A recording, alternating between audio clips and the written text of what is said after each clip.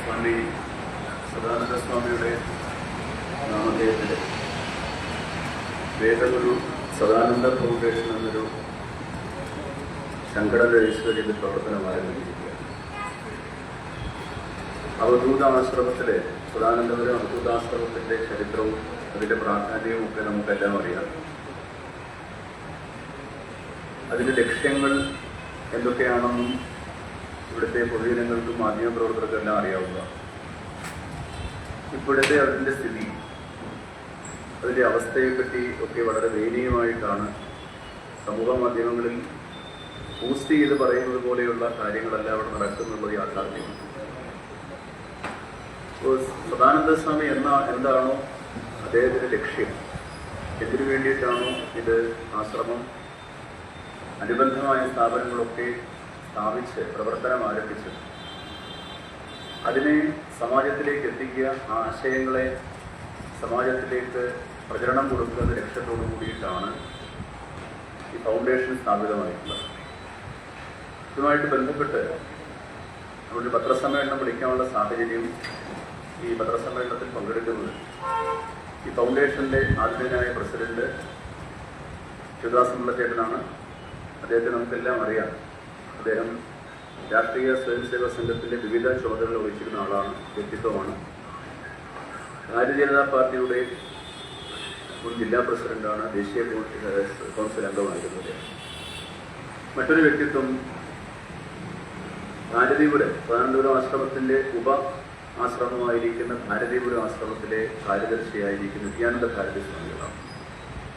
ഇതുമായിട്ട് ബന്ധപ്പെട്ട് അതിനെ വിശദീകരിക്കുന്നൊരു നമ്മുടെ വിശ്വാസമുള്ള ചേട്ടനെ അവരെ ഉപയോഗിക്കുകയാണ്.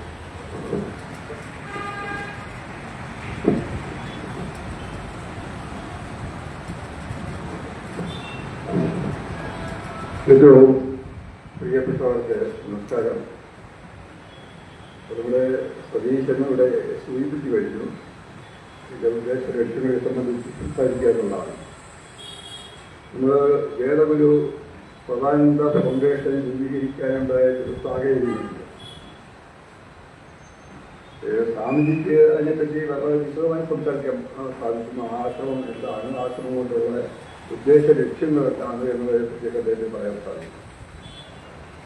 ഏതാണ്ട് നൂറ്റാണ്ടുകൾ പഴക്കമുള്ള ഒരു ആശ്രമ സങ്കേതമാണ് ഇത് സദാനന്ദപുര ആശ്രമം. അപ്പോൾ സ്വാഭാവികമായിട്ട് അതിന് ഒരു വലിയ നമ്മൾ ഉദ്ദേശിക്കുന്നതിനപ്പുറത്തുള്ള പശ്ചാത്തലങ്ങളുണ്ട് ആശ്രമം. എന്തിനു വേണ്ടിയാണ് സദാനന്ദ ഗുരു സ്വാമികൾ ആ ആശ്രമം സ്ഥാപിച്ചത് എന്നുള്ളതിനെ സംബന്ധിച്ചുമൊക്കെ അവിടെ രേഖകൾ ഉണ്ടാക്കി സമൂഹവുമായി ബന്ധപ്പെടാൻ വേണ്ടി അവിടെ രേഖകൾ എത്തിക്കുന്നു എന്നുള്ളതാണ് എൻ്റെ വസ്തുത. അങ്ങനെയുള്ള ഈ മഹത്തായ ആശ്രമം എനിക്ക് വളരെ കാലത്തെ ആ ആശ്രമമായിട്ട് നല്ല ബന്ധമുള്ള ആളാണ്. ആ ആശ്രമത്തെ ഇന്ന് ആശ്രമത്തിൻ്റെ സൗന്ദര്യവും അതോടൊപ്പം തന്നെ ആശ്രമത്തിൻ്റെ എന്താണ് ലക്ഷ്യം എന്നുള്ളതിന് എതിരായിട്ട് നിന്നുകൊണ്ട് ആശ്രമം തകർക്കുക എന്നുള്ള ലക്ഷ്യത്തോടു കൂടി ചില ക്ഷുദ്ര ശക്തികൾ അവിടെ കടന്നുപിടിക്കുന്നത്. അതിനെതിരെയാണ് ഞങ്ങൾ പ്രതികരിക്കുവാൻ വേണ്ടി തയ്യാറായത്. അവിടുത്തെ രണ്ടാമത്തെ മഠാധിപതിയുണ്ട്, പെരുമാൻ സ്വാമികളുണ്ട്, നമ്മുടെ ഭാരതീപുരത്തെ സ്വാമികളുണ്ട്. പിന്നെ ആ ആശ്രമവുമായി ബന്ധപ്പെട്ട പ്രത്യേകങ്ങളായിട്ടുള്ള ആശ്രമ വിശ്വാസികളായിട്ടുള്ള ധാരാളം ആൾക്കാരുണ്ട്. അപ്പം സ്വാഭാവികമായി നമ്മുടെ ലക്ഷ്യം എന്ന് പറയുന്നത് ആശ്രമത്തെ, ആ ആശ്രമത്തിൻ്റെ അന്തരീക്ഷത്തെ, ആശ്രമത്തിൻ്റെ മഠാധിപതി ആയിട്ടുള്ള സദാനന്ദ സ്വാമികൾ എന്താണ് ലക്ഷ്യം വെച്ചത് എന്നുള്ളത് നടപ്പാക്കിയെടുക്കുക എന്നതാണ്. അതിന് വേണ്ടിയിട്ടാണ് വേദഗുരു സദാനന്ദ ഫൗണ്ടേഷൻ അവിടെ രൂപപ്പെടുത്തിയിട്ടുള്ളത്. ഞാനിത് പറയുന്ന സമയത്ത്, അതായത് പിന്നെ ആശ്രമത്തിൻ്റെ ഒരു അന്തരീക്ഷം നേരത്തെ അവിടെ പോയിട്ടുള്ളവർക്കറിയാം. അതായത് നല്ല പിന്നെ ആശ്രമത്തെ സംബന്ധിച്ച് സൗന്ദര്യം വഴിഞ്ഞൊഴുകുന്ന എന്ന് പറയേണ്ടതായിട്ട് വരും. അത്ര നല്ല ഭംഗിയുള്ള ഒരു ആശ്രമ സങ്കേതവും പരിസരവുമായിരുന്നു. എന്ത് ഐശ്വര്യ സമ്പൂർണമായ ഒരു ആശ്രമമായിരുന്നു എന്നുള്ളത് നമുക്കൊക്കെ മനസ്സിലാക്കാൻ സാധിച്ചിട്ടുണ്ട്. അതായത് വൻ മരങ്ങളും അതോടൊപ്പം തന്നെ ഔഷധ മരങ്ങളും ഔഷധ ചെടികളും അവിടെ നട്ടുവളർത്തി, സദാനന്ദ സ്വാമികളുടെ കാലം തൊട്ട് നട്ടുവളർത്തി അതിൽ നിന്നുള്ള ഔഷധങ്ങൾ എടുത്താണ് അവിടെ സദാനന്ദ വൈദ്യശാല ഉണ്ടായിട്ടുള്ളതും നല്ല സാധാരണ ജനങ്ങൾക്ക് ഉപയോഗപ്രദമായ രീതിയിൽ യാതൊരു മായവും ചേർക്കാത്ത വൈദ്യശാലകൾ മരുന്നുകൾ ഉണ്ടാക്കി ആ വൈദ്യശാല മുന്നോട്ട് നടന്നുകൊണ്ടാണ്. ആ മരങ്ങൾ ഇന്നവിടെ ഇല്ല എന്നുള്ളതാണ് എൻ്റെ വസ്തുത. നല്ല ഐശ്വര്യസമ്പൂർണമായ പ്രകൃതി സൗന്ദര്യമായ മരങ്ങളൊക്കെ തന്നെ അവിടുന്ന് വെട്ടി മാറ്റിയിരിക്കുകയാണ്. അത് കടത്തിക്കൊണ്ട് പോയിരിക്കുകയാണ്. അതിനൊരു ദുരൂഹത എന്താണെന്ന് വെച്ചാൽ ഈ ഔഷധ മരങ്ങളിൽ ചന്ദനം തുടങ്ങിയിട്ടുള്ള ഔഷധ മരങ്ങളൊക്കെ അവിടുന്ന് മുറിച്ചതിന് ശേഷം അതിൻ്റെ വേരുകൾ സഹിതം തോണ്ടിയെടുത്തിരിക്കുകയാണ്. ഭാവിയിൽ ഒരു അന്വേഷണം വരുന്നു എന്നുണ്ടെങ്കിൽ അതിനെ നേരിടാൻ വേണ്ടിയിട്ടാണ് ഇതിൻ്റെ വേരുകൾ സഹിതം തോണ്ടിയെടുത്തിരിക്കുന്നത്. സ്വാഭാവികമായിട്ട് ചന്ദന മരങ്ങളൊക്കെ കടത്തുന്ന സമയത്ത് അതിൻ്റെ ഫോറസ്റ്റിൻ്റെ മറ്റു ഉദ്യോഗസ്ഥന്മാരുടെയൊക്കെ പിന്നെ അവരുടെ ആവശ്യം അവരുടെ ഇടപെടലൊക്കെ ഉണ്ടാവും എന്നുള്ളത് മനസ്സിലാക്കിക്കൊണ്ടാണ് ഇത് ചെയ്തിരിക്കുന്നത്. അപ്പോൾ കോടിക്കണക്കിന് രൂപയുടെ പിന്നെ മരങ്ങളാണ് അവിടെ നിന്ന് കടത്തിയിരിക്കുന്നത്. അതിൽ എടുത്തു പറയാനുള്ള ഒരു സംഗതി, അതായത് ഒരു ദിവസം പത്രത്തിൽ വാർത്ത കൊടുക്കുന്നു, പിറ്റേ ദിവസം ടെൻഡർ ചെയ്യുന്നു. അപ്പൊ ഇതില് അത് ഒരു രേഖ ഉണ്ടാക്കാൻ വേണ്ടി മാത്രം ചെയ്തതാണ്. പത്രത്തിൽ വാർത്ത കൊടുത്ത് പിറ്റേ ദിവസം ടെൻഡർ ചെയ്യാണ്. ഈ ടെൻഡറുകൾ എങ്ങനെ നടന്നു എന്നുള്ളതിനെ പറ്റി ഇന്ന് ആർക്കും ഒന്നും പറയാൻ പറ്റാത്ത ഒരവസ്ഥയാണ്. അതിനുശേഷം നമുക്കറിയാം, ഈ ഞാൻ മനസ്സിലാക്കിയിട്ടുള്ളതും പണ്ട് പറഞ്ഞു കേട്ടുള്ളതും ഏതാണ്ട് 5 കിലോ സ്വർണം ആ ആശ്രമത്തിനുള്ളിലുണ്ട് എന്നുള്ളതാണ് അവിടുത്തെ ശേഖരത്തിൽ. ഏതാണ്ട് 250ഓളം വെള്ളി ആ ആശ്രമത്തിൽ പിന്നെ ശേഖരത്തിലുണ്ടായിരുന്നു എന്നുള്ളതാണ്. അതോടൊപ്പം തന്നെ രത്നമാലകൾ ആശ്രമ ശേഖരത്തിലുണ്ടായിരുന്നു, ആനക്കൊമ്പുകൾ ആശ്രമ ശേഖരത്തിലുണ്ടായിരുന്നു. പരസ്യമായി ഇത്രയും വൻമരങ്ങളും ഔഷധ ചെടികളും ഔഷധ മരങ്ങളും വെട്ടി കടത്തിയ സാഹചര്യത്തിൽ ഈ സാധനങ്ങളുടെ കോടിക്കണക്കിന് രൂപ വരുന്ന ഈ സാധനങ്ങളുടെ അവസ്ഥ എന്താണ് എന്നുള്ളതിനെ പറ്റി നമുക്ക് സംശയമുണ്ട്. അതൊക്കെ അന്വേഷിക്കേണ്ടതായിട്ടുള്ള സംഭവമാണ്. അപ്പൊ ഇതില് ഈ രാധാകൃഷ്ണൻ എന്ന് പറയുന്ന വ്യക്തി ഈ ആശ്രമത്തിൽ കടന്നുകൂടിയിട്ട് ഇതിന് ആശ്രമവും സ്വത്തും കൈക്കലാക്കുക എന്നുള്ള ദുഷ്ടലക്ഷ്യത്തോടു കൂടിയാണ് ഇതിനുള്ളിൽ കടന്നുകൊണ്ടിരിക്കുന്നത്. അതാണ് നമുക്ക് മനസ്സിലാക്കാൻ സാധിച്ചത്.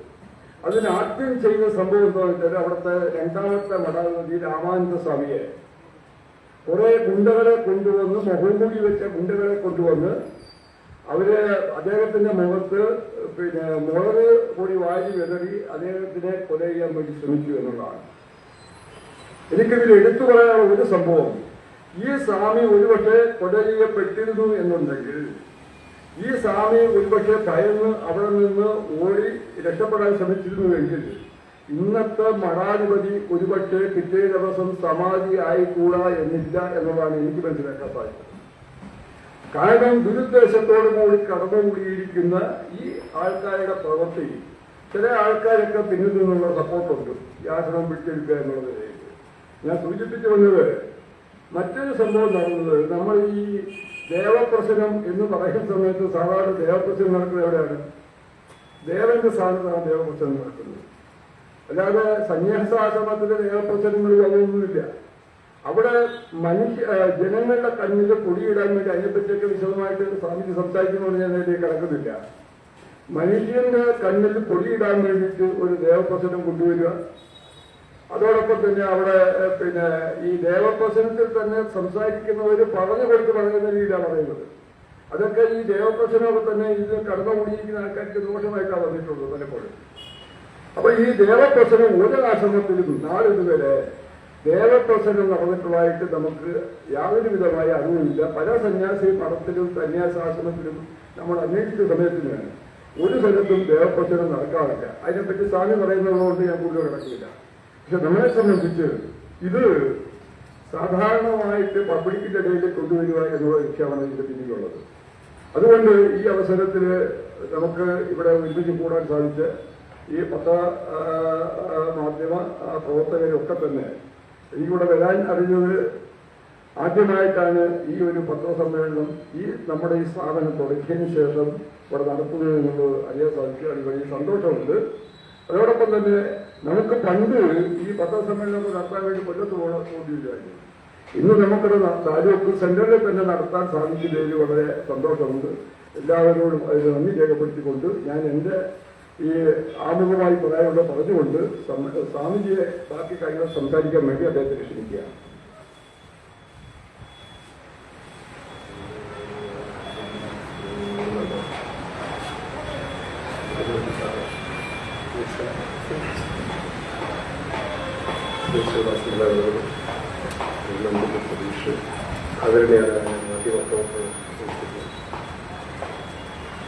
ഇന്ന് ഇങ്ങനെയൊരു പത്രസമ്മേളനം ഇവിടെ ആവശ്യമായി വന്നതിൻ്റെ സാഹചര്യം ബഹുമാനപ്പെട്ട പ്രസിഡന്റ് സൂചിപ്പിക്കുക. 2025 ജൂലൈ മാസം 3, 4, 5 തീയതികളിൽ സദാനന്ദപുരം അവധൂത ആശ്രമത്തിൽ ആ അവധൂത ആശ്രമം അല്ലെങ്കിൽ സന്യാസാശ്രമത്തിന്റെ അസ്തിത്വത്തെ ചോദ്യം ചെയ്തുകൊണ്ട് ആ ബ്രഹ്മസ്ഥാനമായിരിക്കുന്ന മഹാപുരുഷന്മാരുടെ സമാധിപീഠങ്ങളെ അതിൻ്റെ അസ്തിത്വത്തെ ഇല്ലാതെയാക്കിക്കൊണ്ട് അവിടെ മറ്റ് ദേവസ്ഥാനങ്ങളിലോ മറ്റ് ക്ഷേത്രങ്ങളിലോ നടക്കുന്നതായ ഒരു ദേവപ്രശ്നം എന്ന പദ്ധതി അവിടെ നടത്തുന്നുണ്ട്. അതിന്റെ ഉദ്ദേശം അത് നടത്തിയ തൽപര കക്ഷികൾ ആ ആശ്രമത്തിന്റെ സ്വത്തുവകകളും മറ്റും തട്ടിയെടുക്കുവാൻ വേണ്ടി പ്രായാധിക്യം ചെന്ന പരമപൂജനീയനായ സ്വാമിജി ചിദാനന്ദ ഭാരതിയെ ബന്ദിയാക്കിക്കൊണ്ട് നടത്തുന്ന ചില നാടകങ്ങളുടെ പ്രകടനങ്ങളാണല്ല. പക്ഷേ സംഭവിച്ചത് വിപരീതമായിട്ടാണ്. ദേവപ്രശ്നത്തിൽ പങ്കെടുത്ത പ്രമുഖ ജ്യോതിഷി എടുത്തു പറഞ്ഞൊരു കാര്യം, അദ്ദേഹത്തിന്റെ വാചകം തുടങ്ങുന്നത് തന്നെ ഇങ്ങനെയാണ്: ഗൗരവമുള്ളതായ ഒരു വിഷയം പറയാനാണ് പോകുന്നത് എന്ന് പറഞ്ഞുകൊണ്ടാണ് ജ്യോതിഷി. പ്രശ്നം അതായത് രാഷ്ട്രീയ പ്രവർത്തകനെന്നോ സാമൂഹിക പ്രവർത്തകനെന്നോ പേരിൽ ആശ്രമത്തിന്റെ സംഘാടക സമിതിയിലും മറ്റും നുഴഞ്ഞു കയറിക്കൊണ്ട് ആശ്രമത്തിന്റെ സ്വത്ത് കൊള്ളയടിക്കുക എന്ന ലക്ഷ്യത്തോടുകൂടി ആശ്രമത്തിൻ്റെതായ രേഖകൾ പലതും പുറത്തു കൊടുത്ത് അധികാര ശക്തികൾ അവിടെ പിടിമുറുക്കുന്നു. അതാണ് ഇന്ന് നിലവിലെ ആശ്രമത്തിന്റെ സ്ഥിതി എന്നാണ് ജ്യോതിഷി വ്യക്തമാക്കിയത്. ഏത് ഉദ്ദേശത്തിലാണോ ഈ ശക്തികൾ, പേര് പറയാതിരിക്കാൻ നിർവാഹമില്ലല്ലോ, KR രാധാകൃഷ്ണൻ ഈ വിധം ആശ്രമത്തിന് വിപരീതമാകുന്ന ആശ്രമത്തിന്റെ സന്യാസാശ്രമത്തിന്റെ അസ്തിത്വത്തെ ഇല്ലാതെയാക്കുന്ന ഇത്തരം പ്രവർത്തനങ്ങൾ നടത്താൻ ഉദ്ദേശിച്ചതോ ആ രാധാകൃഷ്ണന്റെ തന്നെ ഉദ്ദേശത്തെ ജ്യോതിഷികൾ വ്യക്തമാക്കുകയായിരുന്നുണ്ടായി.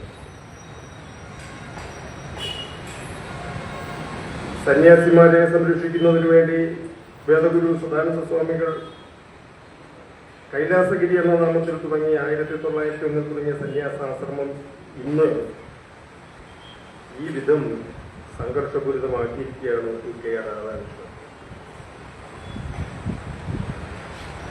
സന്യാസിമാരുടെ സങ്കേതമായിരിക്കുന്ന ആ ആശ്രമത്തിലെ 2 സന്യാസിമാർ ഇന്ന് പോലീസ് സംരക്ഷണയിലാണ് കഴിയുന്നത്.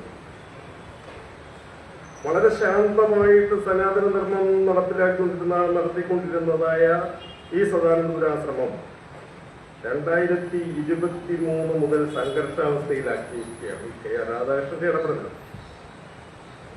അതിന് 2024 ജാനുവരിയിൽ നടന്ന വേദഗുരു സദാനന്ദ സ്വാമികളുടെ 100ാം സമാധി വാർഷികത്തിന് വേണ്ടി അവിടെ ഒത്തുചേർന്ന സംഘാടക സമിതിയിൽ നുഴഞ്ഞു കയറിക്കൊണ്ടാണ് KR രാധാകൃഷ്ണൻ ഈ വിധം അവിടെ സംഘർഷപൂരിതമാക്കിയിരിക്കുന്നത്. സദാനന്ദ സ്വാമികളുടെ സമാധി വാർഷികത്തിന്റെ മുൻപ് അവിടെ നടത്തുന്ന യതിപൂജയിൽ പങ്കെടുക്കുവാൻ വേണ്ടി ഹരിദ്വാറിൽ നിന്ന് പോലും വന്നെത്തിയ സന്യാസിമാർ. പ്രത്യേകം ശ്രദ്ധിക്കണം, മഠാധിപതിയായ സ്വാമി ചിദാനന്ദ ഭാരതി ക്ഷണിച്ചതിന് പ്രകാരമാണ് അങ്ങനെയുള്ള സന്യാസിമാരൊക്കെ അവിടെ എത്തിച്ചേർന്നത്. ദൗർഭാഗ്യമെന്നും ആശ്രമം ശിഥിലമാകുന്നു എന്നുള്ളതിൻ്റെയും രാധാകൃഷ്ണന്റെ ദുരുദ്ദേശത്തിന്റെ വ്യക്തമായ അവസ്ഥയുമായിരുന്നു ആ തലേന്ന് രാത്രിയിൽ ആ സന്യാസിമാർ 4 പേരെ ആ രാത്രിയിൽ തന്നെ അവിടെ നിന്ന് ഓടിച്ചു വിട്ടു ഈ KR രാധാകൃഷ്ണൻ. ഒരു സന്യാസാശ്രമത്തിൽ സന്യാസിമാർ നേരിട്ട ഈ KR രാധാകൃഷ്ണനിൽ നിന്നും നേരിട്ട ഭീകരമായ അവസ്ഥയായിരുന്നു അത്. അതിനുശേഷം അവിടെ ചെയ്ത പ്രക്രിയ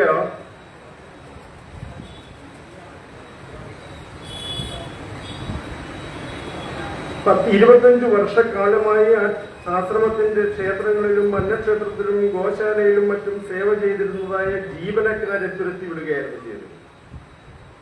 തന്റെ സ്വാതന്ത്ര്യത്തിന് ആ ആശ്രമത്തെ വിനിയോഗിക്കാൻ.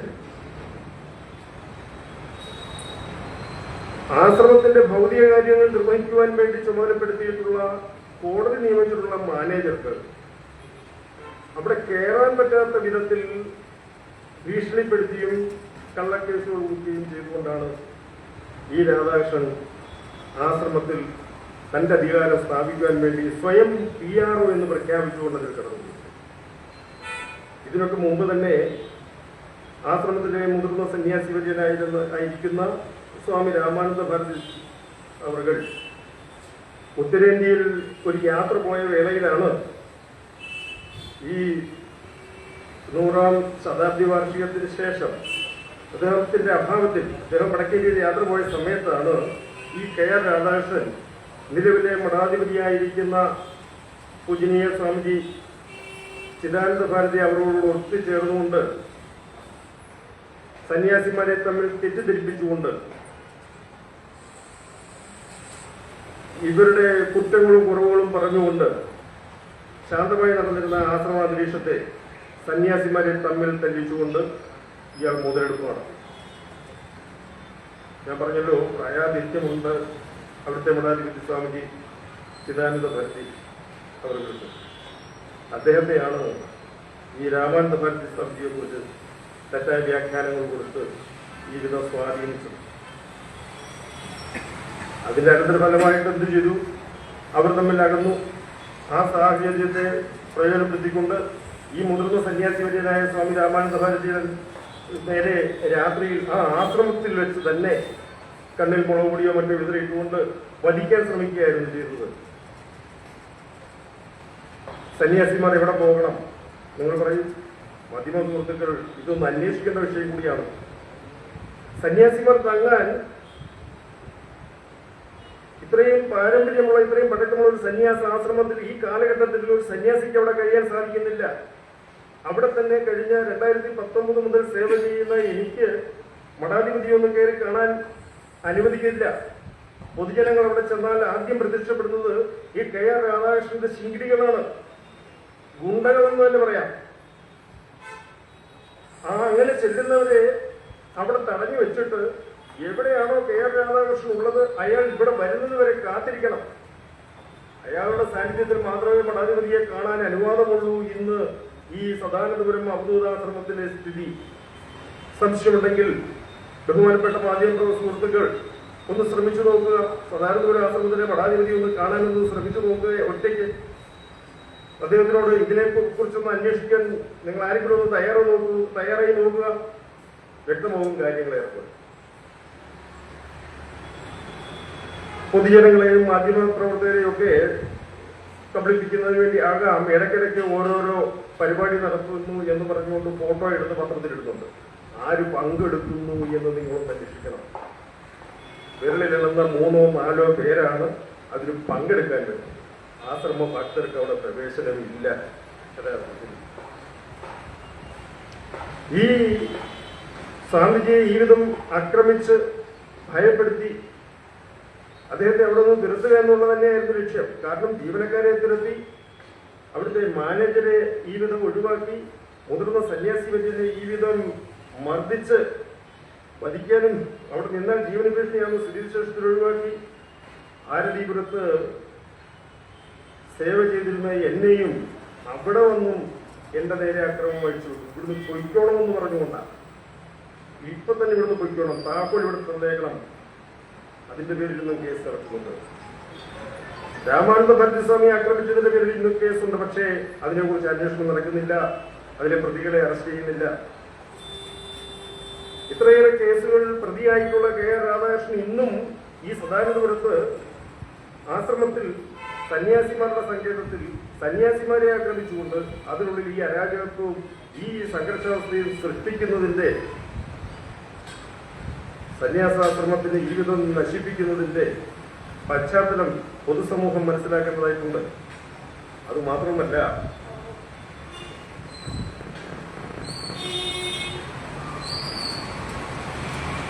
ഈ സന്യാസിമാരെയും അവിടുത്തെ ഭരണവ്യവസ്ഥയെയും ഈ വിധം തകിടം മറിച്ചിട്ട് അമൂല്യങ്ങളായ വൃക്ഷങ്ങൾ, ആയുർവേദ ഔഷധശാല 1908 സദാനന്ദ സ്വാമികൾ തുടങ്ങിയ മഹത്തായ ആയുർവേദശാല, അതിനുവേണ്ടി നട്ടുവെച്ചിരുന്നതായ മഹത്തായ അമൂല്യങ്ങളായ ഔഷധ വൃക്ഷങ്ങൾ എന്തിന് സാധകന്മാർക്ക് സാധന അനുഷ്ഠിക്കേണ്ടതായിരുന്നതായ ആ സ്വാഭാവിക വനം ഉൾപ്പെട്ടിരുന്ന ആശ്രമം ഇന്ന് വൃക്ഷങ്ങളെല്ലാം കോടിക്കണക്കിന് രൂപയ്ക്കാണ് വെട്ടി വിറ്റുകൊണ്ട് തട്ടിപ്പാർത്തിക്കൊണ്ട് ആശ്രമത്തിന്റെ പരിപാവനതയെ നശിപ്പിച്ചിരിക്കുന്നത്.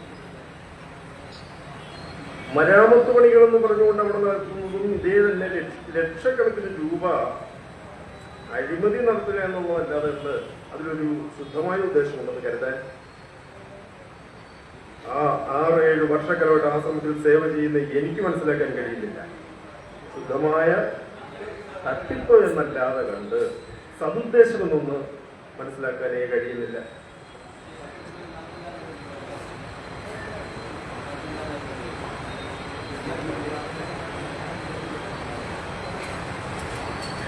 ഔഷധശാല കൂട്ടിക്കെട്ടിക്കൊണ്ടാണ് സദാനന്ദ സ്വാമിയുടെ പേരിന് ഇന്ന് കളങ്കം ചേർത്തിരിക്കുന്നത്.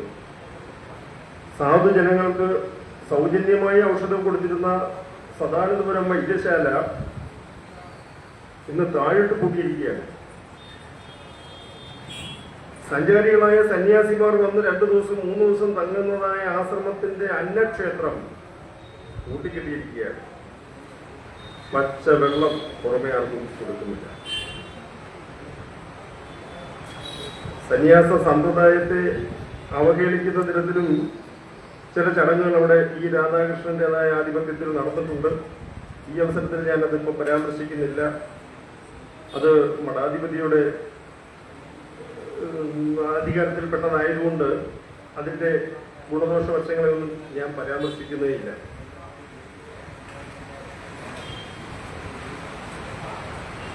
പക്ഷേ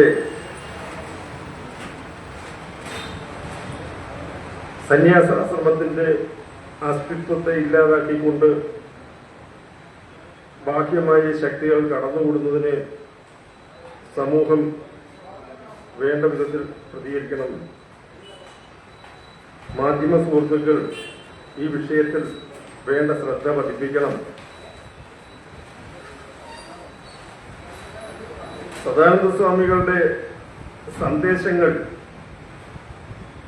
അതിനെ പ്രചരിപ്പിക്കുന്നതിന് വേണ്ടുന്ന ആശ്രമ സാഹചര്യം ഒരുങ്ങണം. ആശ്രമത്തിൽ കടന്നുകൂടിയിരിക്കുന്നതായ ഇത്തരം ഛിദ്രശക്തികളെ ഒഴിവാക്കേണ്ടത് അത്യന്താപേക്ഷിതമാണ്.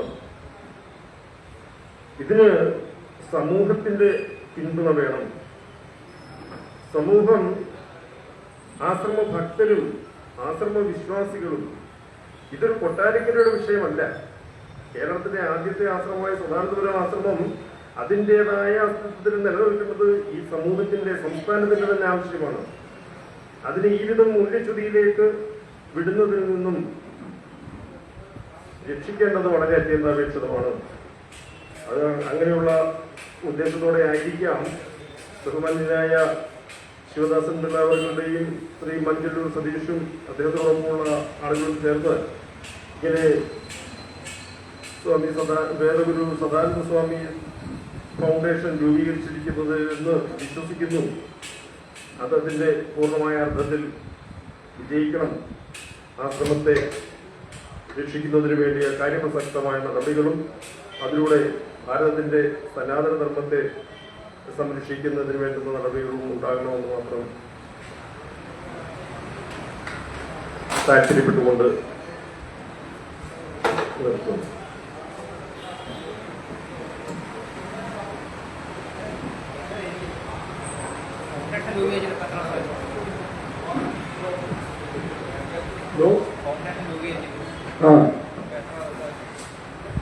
ഫൗണ്ടേഷൻ എഴുതിയിട്ട് 2 മാസമാകുന്നുണ്ട്. അതിനിപ്പോൾ ബാക്കി വിഷയങ്ങളിലൊക്കെ ബന്ധപ്പെട്ടുകൊണ്ടിരിക്കുകയാണ്.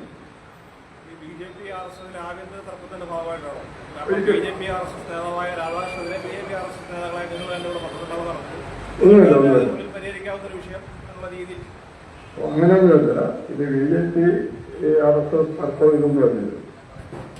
BJP RSS എന്ന് പറയുന്ന മഹത്തായ പ്രസ്ഥാനമാണ്. അതിന്റെ പേരിൽ ചില ആൾക്കാർ കാട്ടിക്കൂട്ടുന്ന ജാഥകളാണ് ഈ കാണുന്നത്. അതിന്റെ RSSനും BJPക്കും ഇതിൽ യാതൊരു വിധമായ കടന്നില്ല. ഞാൻ RSS തന്നെ. ഞാൻ ഈ താലൂക്കിന്റെ കാര്യമായിരുന്നു, ജില്ലാ പോലീസ് പ്രമുഖമായിരുന്നു. ഞാൻ BJPയുടെ 4 ടൈം ജില്ലാ പ്രസിഡന്റായിരുന്നു, 2 ടൈം തിരുവനന്തപുരം മേഖലാ പ്രസിഡന്റായിരുന്നു, 4 ടൈമായിട്ട് ദേശീയ സമിതിയാണ്. അതുകൊണ്ട് പാർട്ടിക്കോ പ്രസ്ഥാനത്തിനോ ബന്ധമില്ല. പാർട്ടിയുടെ പേരിലോ സംഘത്തിന്റെ പേരിലോ ആരെങ്കിലും കാട്ടിക്കൂട്ടുന്നെങ്കിൽ അത് സംഘത്തിനെയോ അല്ലെങ്കിൽ പാർട്ടിയെയോ കുറ്റം പറയാൻ സാധ്യത.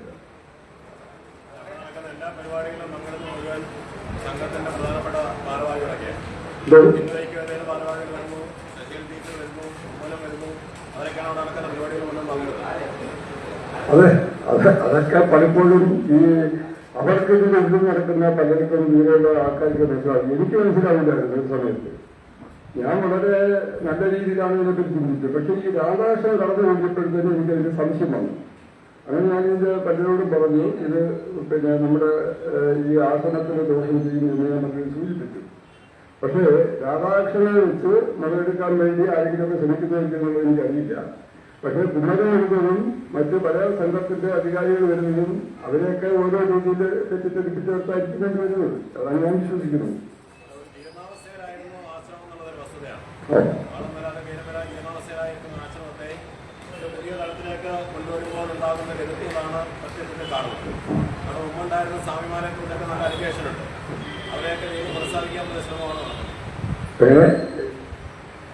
മുമ്പുണ്ടായിരുന്ന സ്വാമിയെ കുറിച്ചൊക്കെ ഒരുപാട് അലിഗേഷൻസ് ഉണ്ട്. സംസ്ഥാന ഒരു മന്ത്രി തന്നെ ഇപ്പോൾ വന്നിട്ട് രാധാകൃഷ്ണനെതിരെ സംസാരിക്കുകയും കേസ് കൊടുക്കാനൊക്കെ പറഞ്ഞു. ഇങ്ങനെ സർക്കാർ ശ്രമിക്കുന്നു, ഒരു ഭാഗത്ത് മറ്റുള്ളവർ ശ്രമിക്കുന്നു, എന്നിട്ടും ഇതെങ്ങനെ ഈ കാര്യങ്ങളൊക്കെ ഇങ്ങനെ തുറന്നുപോലെ എങ്ങനെയാണ്? ഇതില് ഏറ്റവും വലിയ വിഷയം ഉള്ളത് ഈ മഠാധിപതി വിചാരിച്ചങ്ങളെ ഇതിനെ ആശ്രമത്തിൽ തന്നെ കൊണ്ടുവരാൻ പറ്റിച്ചു. പിന്നെ ഈ ആശ്രമത്തിന് എന്തെങ്കിലും ദോഷങ്ങൾ വന്നിട്ടുണ്ടെങ്കിൽ അത് പരിഹരിക്കാൻ പറ്റും. ഇന്ന് ആശ്രമത്തിന് ഉണ്ടായിരുന്ന ആ മഹത്വത്തെ വരെ ഇല്ലാതാക്കിക്കൊണ്ടാണ് ഇന്നലെ നടപാടിയിരിക്കുന്നത്. സത്യത്തില് ഈ ആശ്രമ സങ്കേതത്തിലുണ്ടായിരുന്ന ഈ വൻമരങ്ങളും ഇതുമൊക്കെ മുറിച്ചു മാറ്റിക്കൊണ്ട് ആശ്രമത്തിനെ പുരോഗമിക്കാൻ അല്ലെങ്കിൽ പുരോഗമിപ്പിക്കാൻ പറ്റും എന്ന് ചിന്തിക്കുന്നത് അതൊരു വിദ്യാധാരണയാണ്. അതിനെ നശിപ്പിക്കുക എന്നുള്ള ലക്ഷ്യമാണ്, അത് കൈവശപ്പെടുത്തുക എന്നുള്ള ലക്ഷ്യമാണ് അതിന്റെ പിന്നിലുള്ളത്. ഇതൊക്കെ ലീഗലായിട്ട് ചോദ്യം ചെയ്യാനുള്ള സാധനമല്ലേ? ഹൈക്കോടതിയുടെ നിയന്ത്രണത്തിലാണ് എല്ലാ കാര്യങ്ങളും. ഇത് ലീഗലായിട്ട് ചോദ്യം ചെയ്യാതെ ഇതിന് പൊതുസമൂഹത്തിലിട്ടാക്കുന്ന ഉദ്ദേശം അത് ലീഗലായിട്ട് ചോദ്യം ചെയ്തിട്ടുണ്ട്. അതോടൊപ്പം തന്നെ ഒരുപക്ഷെ ഇനി നിങ്ങൾക്കറിയില്ല എന്താണ് ഈ ആശ്രമത്തിന്റെ ഉദ്ദേശ ലക്ഷ്യങ്ങളുള്ളതെന്ന് നിങ്ങൾക്കറിയില്ല. പക്ഷെ അത് സമൂഹത്തിനും അറിയില്ല. അവിടെയാണ് വിഷയം. അപ്പൊ ഇത് അവിടെ ചെയ്യുന്ന കാര്യങ്ങളൊക്കെ പറയുന്നത് കുമ്മനം വരുന്നോ മറ്റാൾക്കാർ ഇതൊക്കെ ഒന്നും പറയുന്നില്ല. പക്ഷെ ഇത് സമൂഹം മനസ്സിലാക്കണം, എന്താണ് ആശ്രമ സങ്കേതത്തിൽ നടക്കുന്ന സംഭവങ്ങളിൽ എന്ന് സമൂഹം മനസ്സിലാക്കണം. അതിനു വേണ്ടിയാണ് നമ്മൾ പല പ്രാവശ്യം ശ്രമിച്ചു നോക്കി. ഇങ്ങനൊരു സംരംഭത്തിന് മുതിരാതെ പല പ്രാവശ്യം നമ്മൾ ശ്രമിച്ചു നോക്കിയാണ്. പക്ഷെ അതിനൊന്നും വഴങ്ങാതെ വന്നപ്പോഴാണ് ഈ സമൂഹത്തെ ബോധ്യപ്പെടുത്തണം എന്നുള്ളത് പറ്റി മനസ്സിലാക്കിയത്. ഇന്ന് ഞാൻ ഇവിടെ വരുന്ന സമയത്ത് ഒരു പത്രക്കാരുമായിട്ട് സംസാരിച്ച സമയത്ത് അവരെപ്പോഴായിട്ട് ഇങ്ങനെയാണ് എന്നാണ് ചിന്തിക്കുന്നത്. ഈ വിഷയം പുറത്തു വന്നപ്പോഴാണ് പലരും ഇങ്ങോട്ട് വിളിച്ചു നോക്കുന്നത്, ഇതൊക്കെ ഇങ്ങനെയൊക്കെ നടക്കുന്നു എന്നുള്ളത് ആശ്രമത്തിൽ. അപ്പോൾ സമൂഹത്തിനെ ബോധ്യപ്പെടുത്തുക എന്നുള്ള ലക്ഷ്യത്തോടെയാണ് ഇത് ഞങ്ങൾ ഈ പത്രസമ്മേളനം നടത്തുന്നത്. പോലീസിലെ കേസല്ലേ പോലീസ് പറയുന്നതായിട്ട് അന്വേഷിക്കുന്നത്, കണ്ടെത്തിയിട്ടില്ല. അഴിമതി ഉണ്ടെന്ന് പറയുന്നു. കൃത്യമായിട്ട് ദേശീയ മാധ്യമങ്ങളിൽ പരസ്യം കൊടുത്ത് എന്നതിന് ശേഷമാണ് അവിടുത്തെ മരങ്ങൾ മുറിച്ചത്. അപ്പോൾ ഇങ്ങനെ നിയമ നടപടികൾ പൂർത്തീകരിച്ചാണ് ഓരോ സാധനങ്ങളും മുന്നോട്ട് പോകുന്നത്. ഇതേ നമ്മൾ പുറത്തു നിന്ന് അഴിമതിയൊന്നും ആരോപിക്കാതെ എന്താണ് അതിൻ്റെ കൃത്യമായ വസ്തുതകളെന്ന് നമുക്ക് പറയാൻ പറ്റുന്നത്. എത്ര രൂപയുടെ അഴിമതി നടന്നു, അതിന് സ്വർണ്ണം ആരെങ്കിലും കൊണ്ടുപോയിട്ടുണ്ട്, ഇതൊക്കെ കാടടച്ച് വെടിവെക്കുന്ന അല്ലാതെ ഏതെങ്കിലും സ്പഷ്ടമായിട്ട് പറയാൻ നിങ്ങൾക്ക് കഴിയുമോ? സ്പഷ്ടമായിട്ട് നിങ്ങൾക്ക് എനിക്ക് പറയാൻ പറ്റില്ല. എന്താ പറയുക, ഒരാൾക്ക് പോലും ആശ്രമത്തിനുള്ളിൽ പ്രവേശിക്കാൻ പറ്റില്ല. മഠാധിപതി ഇന്നും തടങ്കലിലാക്കിയിരിക്കുകയാണ്. മഠാധിപതിയായിട്ട് ഇതേ ഒരു ആശ്രമത്തിൽ മഠാധിപതിയാണ്. ഈ ആശ്രമം ഉണ്ടാക്കുക ഇദ്ദേഹത്തിനും അവിടുത്തെ രാമായണ സ്വാമികൾക്കും മഠാധിപതിയെ കാണാനുള്ള അവസരമില്ല. വരുന്ന സ്വാമിമാർക്ക് മഠാധിപതിയെ കാണാനുള്ള അവസരമില്ല. വരുന്ന ഭക്തജനങ്ങൾക്ക് മഠാധിപതിയെ കാണാനുള്ള അവസരമില്ല.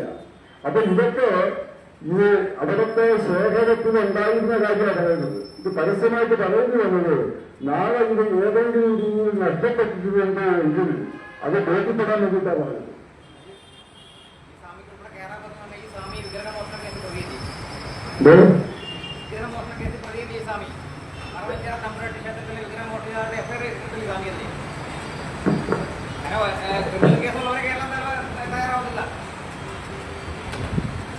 സർവചിറ ദേവി ക്ഷേത്രം നൂറ്റാണ്ടുകൾ പഴക്കമുള്ള ക്ഷേത്രമാണ്.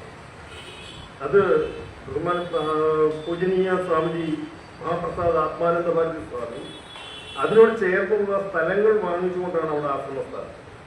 ക്ഷേത്രം ആശ്രമത്തിൻ്റെതല്ല. അതിനു മുമ്പേ അവിടുത്തെ ഗ്രാമവാസികളായ ജനങ്ങൾ ആശ്രയിക്കുന്ന ക്ഷേത്രമാണ് മറവഞ്ചിറ ദേവീക്ഷേത്രം. വസ്തുവകൾ വാങ്ങുമ്പോൾ അത് ആശ്രമത്തിന്റെ കൈകളിൽ ആശ്രമത്തിന്റെ സംരക്ഷണത്തിൽ എത്തി എന്നുള്ളത് യാഥാർത്ഥ്യം. പക്ഷേ അവിടെ നടക്കുന്ന ചടങ്ങുകളൊന്നും തന്നെ ബ്രഹ്മനിഷ്ഠാശ്രമത്തിന്റെ പശ്ചാത്തലമല്ല, മറിച്ച് ഗ്രാമദേവതാ സങ്കല്പത്തിലുള്ള ഗ്രാമത്തിലെ ജനങ്ങളുടെ ആശ്രയിക്കുന്ന ക്ഷേത്രമാണ്.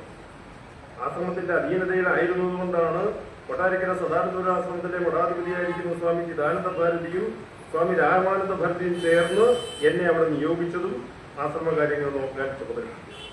ജീർണമായ ക്ഷേത്രം, അവിടെ ഉണ്ടായിരുന്ന ശിലാവിഗ്രഹം ജീർണമായി പോയതിനെ അപേക്ഷിച്ചു ആ ദേശവാസികളുടെ നിരന്തരമായ സമ്മർദ്ദം കൊണ്ട് ആശ്രമത്തിന്റെ പേര് നിലനിർത്തുവാൻ വേണ്ടി ആശ്രമത്തിൽ നിന്നും ഈ പറഞ്ഞ ശക്തികൾ അതിനകത്തിൽ പിടിമുറുക്കിയതുകൊണ്ടും ആശ്രമം അതിനുവേണ്ടി ശ്രമിക്കാതിരുന്നപ്പോൾ അതേ ആശ്രമത്തിലെ സന്യാസി എന്ന നിലയിൽ ബഹുമാനപ്പെട്ട മഠാധിപതിയുടെയും ബഹുമാനപ്പെട്ട മുതിർന്ന സന്യാസിയായ രാമാനന്ദ ഭാരതിയുടെയും അനുമോദത്തോടു കൂടിയാണ് ഭാരതീപുരത്ത് ക്ഷേത്രം, പുതിയ ക്ഷേത്രം പണിയാൻ ആരംഭിച്ചത്. അവിടെയാണ് ഞാൻ പറഞ്ഞത്, പ്രായാധിക്യമുള്ള മഠാധിപതിയെ ബന്ധിയാക്കിക്കൊണ്ട് ആശ്രമത്തിൽ സേവ ചെയ്യുന്ന സന്യാസിമാരെയും മാനേജരെയും അവിടുത്തെ ജീവനക്കാരെയും ഒക്കെ പ്രതിയാക്കിക്കൊണ്ട് ആ പ്രായാധിക്യമായ സ്വാമിജിയെ വിശ്രമിക്കാൻ പോലും അനുവദിക്കാതെ പോലീസ് സ്റ്റേഷനിലും കോടതികളിലും കൊണ്ടു നടക്കുകയാണ് ഈ രാധാകൃഷ്ണൻ. അതിന്റെ രാധാകൃഷ്ണൻ ഇത്ര വലിയ ആളാണോ എന്ന് നിങ്ങൾ തന്നെ അന്വേഷിക്കുക. ഞാൻ ഈ പറയുന്നതെല്ലാം ഒരു സന്യാസിയായിരിക്കുന്ന എനിക്കോ ആ സദാനന്ദപുരത്തിലെ ആശ്രമത്തിലെ തന്നെ മുതിർന്ന 52 വർഷം ആ ആശ്രമത്തിൽ അന്തേവാസിയിൽ കഴിഞ്ഞ സ്വാമി രാമാനന്ദ ഭാരതിക്കോ അനുഭവിക്കുന്ന തിക്താനുഭവങ്ങൾ ഈ കെ ആർ രാധാകൃഷ്ണനിൽ നിന്നും തന്നെയാണ്. ശബ്ദകീർത്തന അശേഷം ആഗ്രഹിക്കുന്നില്ല. അനുഭവിച്ച പീഡനങ്ങൾ കൊണ്ട് ഉയർന്നു പോകുന്നതാണ് ശബ്ദം. മാധ്യമ സുഹൃത്തുക്കളോട് ഒരു സന്യാസിക്ക് ശബ്ദം ഇങ്ങനെയാകാൻ പാടില്ല.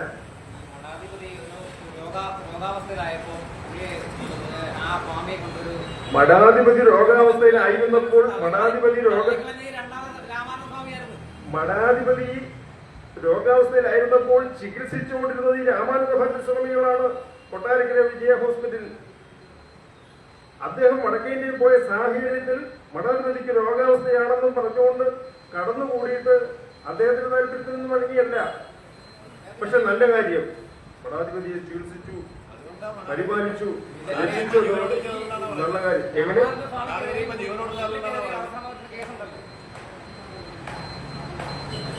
ഈ തരത്തിലൊക്കെ ഞാൻ പറഞ്ഞല്ലോ, വ്യക്തമായിട്ട് ആശ്രമത്തിന്റെ ഭരണനിർവഹണങ്ങൾ 2023 സദാനന്ദ സ്വാമികളുടെ സമാധി വാർഷികത്തോടനുബന്ധിച്ച് നുഴഞ്ഞു കയറിയെന്ന് ജ്യോതിഷികൾ പോലും പറഞ്ഞിട്ടുണ്ടെങ്കിൽ ആ നുഴഞ്ഞു കയറ്റത്തിന്റെ പ്രക്രിയയുടെ പ്രതിഫലനമാണ് നിങ്ങൾ ചോദിച്ച ചോദ്യങ്ങൾ ഓരോന്നും. ഈ 23 മുമ്പ് ഇവർക്ക് കേസില്ലായിരുന്നു, സന്യാസിമാർ തമ്മിൽ കേസില്ലായിരുന്നു. രണ്ട് ആരോപണങ്ങളുണ്ടായിരുന്നു. ഒന്ന്, ആശ്രമത്തിൽ ദേവപ്രശ്നം പാടില്ല. ആ. 2 ദേവപ്രശ്നകാരികളെ കൊണ്ട് പറഞ്ഞു പറയിക്കുകയായിരുന്നു എന്നുള്ള രീതിയിലും പറഞ്ഞു. അത് വേറെ നിങ്ങൾ വിശ്വസിക്കുന്നത് ദേവപ്രശ്നകാരികളെ കൊണ്ടുവന്നതും അവരെ കൊണ്ട് പറയാൻ ഉദ്ദേശിച്ചതും ഭാരതീപുരം ക്ഷേത്രത്തിന്റെ വിഷയങ്ങൾ പറയാനാണ് ഉദ്ദേശിച്ചത്. പക്ഷെ ജ്യോതിഷികൾ വ്യക്തമായി അവർക്ക് കിട്ടിയ രാശിയുടെയും പ്രമാണത്തിന്റെ അടിസ്ഥാനത്തിൽ സത്യം പറഞ്ഞു. ആ സത്യം പറഞ്ഞത് ഇതാണ് കടന്നുകൂടി നുഴഞ്ഞു കയറി എന്നുള്ളത്. ആ നുഴഞ്ഞു കയറിയതിനെയാണ് ഞാനിവിടെ വ്യക്തമാക്കിയത്. അല്ലായിരുന്നെങ്കിൽ 2023 ഈ കാലയളവിന് മുമ്പിൽ സന്യാസിമാർ തമ്മിൽ അവിടെ ഇരുന്ന ചിദാനന്ദ ഭാരതി സ്വാമിയോ രാമാനന്ദ ഭാരതി സ്വാമികളോ 6 വർഷമായി സേവ ചെയ്യുന്ന ഞാനുമായിട്ടോ ഞങ്ങൾ ആരും കേസിലെ പ്രതികളുമല്ല. ഞങ്ങളവിടെ സ്വസ്ഥമായി അതിൻ്റെതായ ആ അസ്തിത്വത്തിൽ ശാന്തമായി തപസ്സനുഷ്ഠിക്കുകയും ധ്യാനം കൂടുകയും ആ ക്ഷേത്രകാര്യങ്ങൾ മംഗളമായി നടന്നുകൊണ്ടിരുന്നതാണ്. അത് നിങ്ങൾക്കുണ്ടാക്കി തോന്നലോ അല്ലെങ്കിൽ ഈ ശക്തികൾ നിങ്ങളെ അങ്ങനെ ധരിപ്പിച്ചിട്ടുണ്ടെങ്കിൽ അത് അവരുടെ കഴിവാണത്, അല്ലെങ്കിൽ അവരുടെ ദുരുദ്ദേശത്തിന്റെ പ്രകടനമാണത്.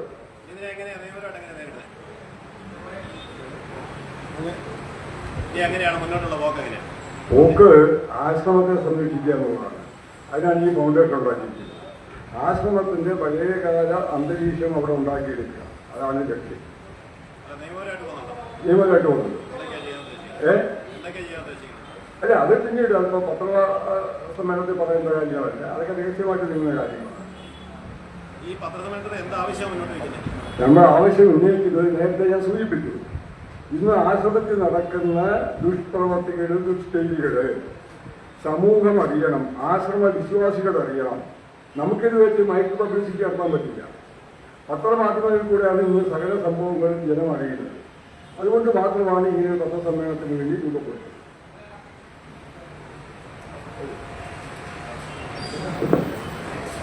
നമ്മുടെ ഫൗണ്ടേഷന്റെ ഒരു പത്രത്തിന്റെ ലക്ഷ്യം പറഞ്ഞു. ഒരു ആശ്രമത്തിന്റെ ഒരു വ്യവസ്ഥയെ നമുക്കുണ്ട്. സാധാരണ ആശ്രമത്തിന്റെ പാരമ്പര്യം നമുക്ക് കൃത്യമുണ്ടെങ്കിൽ നേരത്തെ സൂചിപ്പിച്ചതുപോലെ സന്യാസിമാർ തമ്മിലുള്ള സംഘർഷമൊന്നുമില്ല. സൂചിപ്പിച്ചതുപോലെ സന്യാസിമാർ തമ്മിലുള്ള സംഘർഷം ഈ 2023 മുമ്പില്ല. ആകെ 2 സന്യാസിമാരാണ് ഉള്ളത്. ആ സന്യാസിമാരിൽ ഏറ്റവും കൂടുതൽ സിനിമ, അതായത് ഇപ്പോഴത്തെ മഠാധിപതിക്ക് മുമ്പ് ഉള്ള മഠാധിപതി ശങ്കരാനന്ദ സ്വാമികൾ, ശങ്കരാനന്ദ സ്വാമിക്ക് മുമ്പുള്ള പ്രേമാനന്ദ ഭാരതി സ്വാമികളാണ് ഈ ഇപ്പോഴത്തെ മഠാധിപതിക്കും ഈ രാമാനന്ദ ഭാരതി സ്വാമിക്കും അതിനു മുമ്പുള്ള ശങ്കരാനന്ദ സ്വാമിക്ക് ദീക്ഷ കൊടുത്തു. സീനിയോറിറ്റിയുള്ള സന്യാസി എന്ന് പറയുന്നത് രാമാനന്ദ ഭാരതി സ്വാമികളാണ്. രാമാനന്ദ ഭാരതി സ്വാമികളാണ് ഏറ്റവും സീനിയോറിറ്റിയുള്ള സന്യാസി അദ്ദേഹമാണ്. മഠാധിപതി സ്ഥാനം അവരുടെ മഠാധിപതിയുടെ തീരുമാനമാണ്. പക്ഷെ 2 സന്യാസിമാരുള്ള ഒരു ആശ്രമം. ആ 2 സന്യാസികളുള്ള ആശ്രമത്തിൽ ചില താല്പര്യങ്ങൾ വെച്ച് നുഴഞ്ഞു കയറുക എന്നുള്ളത് നല്ല ആശംസാർഹമോ അഭിനന്ദനീയമല്ല. നമ്മൾ പൊതുവെ കാണുന്നത് ഇപ്പം പത്രവാർത്തകൾ കൃത്യമായിട്ട് വരുന്നു, ചാനൽ വാർത്തകൾ കൃത്യമായിട്ട് വരുന്നു. സദാനന്ദാശ്രമം ഏതോ ആണ് എന്നുള്ളൊരു പബ്ലിസിറ്റി. പക്ഷെ പബ്ലിസിറ്റി പുറമെയാണ്. നമ്മൾ കാണാം ആ മതിൽ കെട്ടിയിരിക്കുന്ന ഉദാഹരണത്തിന് പാറ. ആ പാറ മഹാപ്രസാദ സഭ പ്രേമാനന്ദ ഭാരതി സ്വാമിയുടെ കാലത്ത് ഉണ്ടായിരുന്ന അവരുടെ ഏർപ്പെട്ടിരുന്ന പാറയാണ്. ഇത് മുഴുവൻ കോടതിയുടെ കീഴിലാണ് ഈ തുക മാറുന്നത്. അപ്പം ബില്ല് കൊടുത്താൽ കോടതി അനുമതി കൊടുക്കുന്ന സ്വാഭാവികമായിട്ട് ഇതിന്റെ പിന്നിൽ വലിയൊരു സാമ്പത്തിക കൊള്ള കൃത്യമായിട്ട് നടക്കുന്നത്. പുറമേക്ക് ആൾക്കാരെ തെറ്റിദ്ധരിപ്പിക്കുക എന്നുള്ളതാണ് ഈ പരിപാടികളുടെ ഉദ്ദേശം. ഈ സമാധി വേറൊരു ഒരു ആരോപണം ഫൗണ്ടേഷന് പൊതുവെ സന്യാസി ഇരിക്കുമ്പോൾ തന്നെ കാര്യമുള്ളത്. കേരളത്തിൽ ധാരാളം സന്യാസിമാരുണ്ട്. സന്യാസിമാര് പങ്കെടുക്കുന്ന ഒരു പല പരിപാടികളിലും പങ്കെടുക്കുന്നു. രാമാനന്ദ ഭാരതി സ്വാമികളെ ആക്രമിച്ച വിഷയത്തിൽ കേരളത്തിലെ സന്യാസി സമൂഹത്തിന്റെ നിലപാടെന്താണ്? രാമാനന്ദ ഭാരതിയെ ആക്രമിച്ച വിഷയത്തിൽ കേരളത്തിലെ സന്യാസി സമൂഹത്തിന്റെ നിലപാട് എന്താണെന്നൊരു ഒരു ചോദ്യം എവിടെ മഠാധിപതിയെ വ്യാജ കേസാണല്ലോ.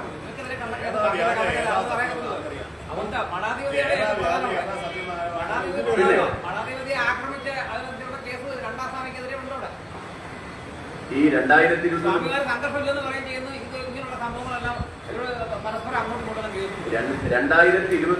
മുമ്പുള്ള കേസ് വിഷയമല്ലല്ലോ, 2000 ശേഷമുള്ളതാണ് ഒരു വിഷയങ്ങൾ മുഴുവൻ.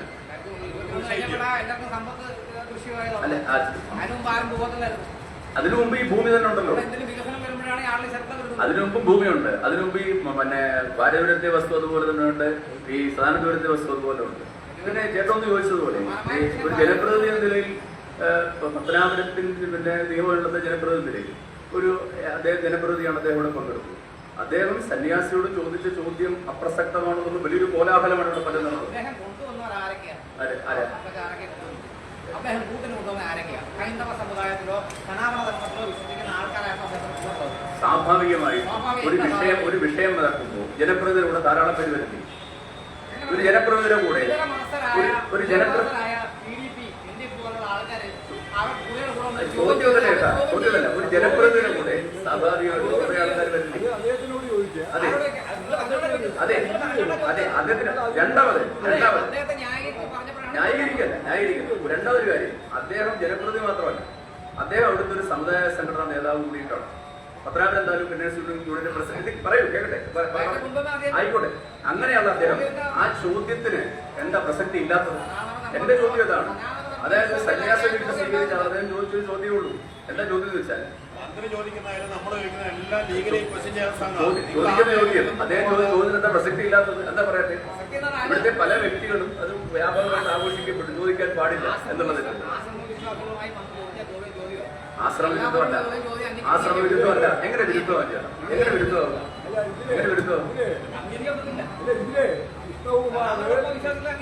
കൃഷ്ണകുമാർ കുറെ ആൾക്കാരെ കൊണ്ട് വന്നിട്ട് അദ്ദേഹത്തിന്റെ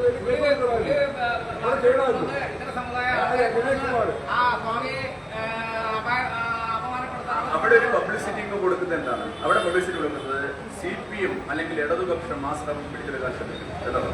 ഇവിടെ CPM-ഓ RSS-ഓ BJP-യോ കോൺഗ്രസോ ഉള്ള വിഷയം. ഇവിടുത്തെ വിഷയം എന്ന് പറഞ്ഞാൽ ആശ്രമത്തിന്റെ സത്ത അത് നിലനിൽക്കും അതേപോലെ തന്നെ. അതാണ് ഉദ്ദേശം. അതിന് ഭാഗ്യമായ ആളുകൾ സന്യാസ ദീക്ഷ കൊടുത്ത ഒരു വിഷയത്തെ പറ്റി സ്വാമിജിക്ക് പറയാൻ പറ്റാത്തതുകൊണ്ട് പറയാത്തത്.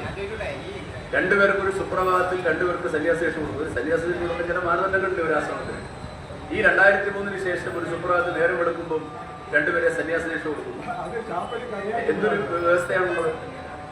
ഈ വ്യവസ്ഥ എവിടെ വന്നു? അപ്പൊ സ്വാഭാവികമായിട്ടും നേരത്തെ സ്വാമി സൂചിപ്പിച്ചതുപോലെ അവിടുത്തെ മഠാധിപതി പ്രായാധിക്യമുണ്ട്.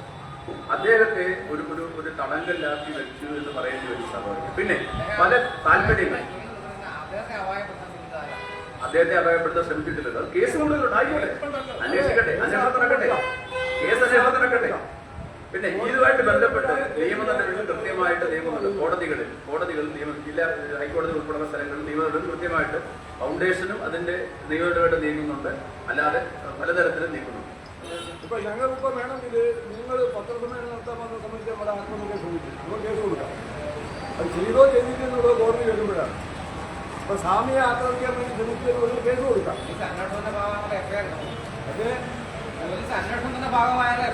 അതെ അതെ അതെ നമുക്കറിയാമല്ലോ പോലീസൊക്കെ എന്താണ് എന്നുള്ളതിനെ പറ്റി നമുക്ക് നല്ലപോലെ അറിയാം. ഞാൻ കുറെ കാലമായിട്ട് പോലീസുകാരെ ബന്ധപ്പെട്ടതാണ്.